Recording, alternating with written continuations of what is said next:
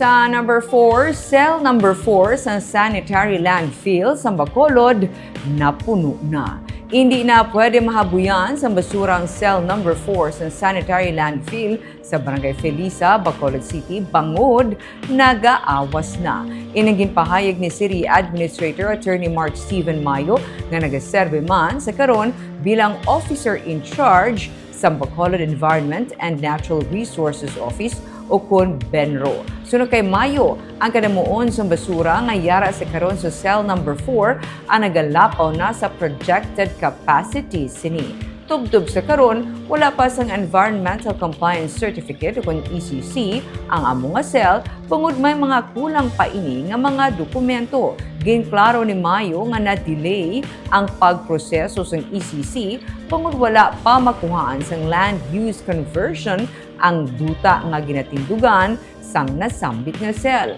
Sandig sa projected lifespan sang cell number 4, sang Disyembre pa sa tinilikdan nga tuig ini dapat nasirado. Apang tubtub sa karon, bukas pa gihapon.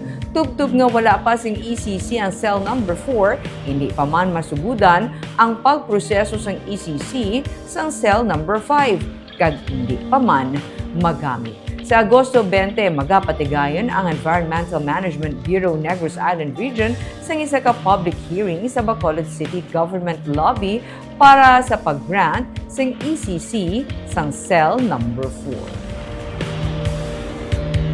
4. Hindi na gidya pwede madampingan ang cell number 4. Senator, detect cell number 5 operator. Ang cell number 5, from our point of view, dapat ma-operate na ginaya as soon as possible.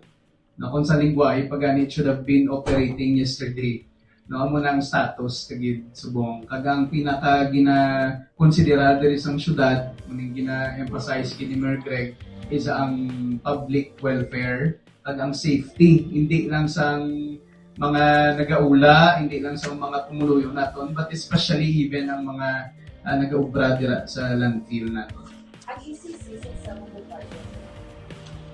Tungod wala pa ECC cell number 4, may challenges man sa pag-secure sa ECC sa cell number 5. That's the reality. No? Nga ginatrabaho, ginaton subong to fix things and to make things right moving forward.